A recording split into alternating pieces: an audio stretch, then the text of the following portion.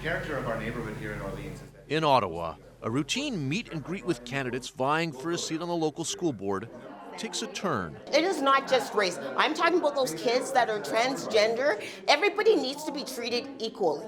Okay? That's exactly what I'm saying. No, you're not. Chanel Fall is running on a promise to roll back protections and resources for transgender students. I think a lot of people are waking up to the fact that schools are teaching what's essentially, well, I guess, how do I put it? They're indoctrinating and not educating. A CBC News investigation found at least 20 trustee candidates across Ontario have expressed anti-trans views in public or align with anti-trans lobby groups. Others in BC and Manitoba are opposed to gender-inclusive sex education. A decade ago, you might have expected, one anti-trans candidate to be running in a small rural community.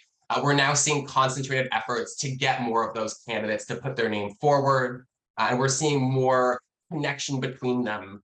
Behind the surge of candidates running on near identical platforms are several conservative groups who offer training to rookie politicians running against gender-inclusive education.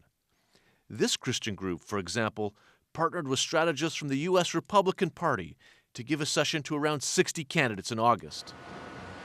Trans advocates are worried that social conservatives here could try to copy anti-trans legislation from the U.S. I do really think that this is a concerted push we're seeing this year. I think because anti-trans activists have seen victories in other countries, they're now looking to bring that model to Canada.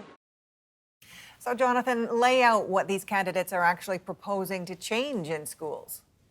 Well, one common promise is to end the privacy policies that protect trans students from being outed against their wishes. Many candidates also support pulling books from school libraries that deal with gender and sexual minorities. So those are two of the things they can do. But one of the things they can't do is alter the sex education curriculum, even though many candidates are proposing to do so, because that's under provincial jurisdiction.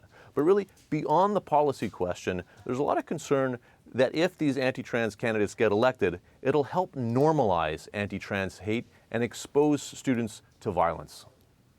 Jonathan, thanks for this. My pleasure.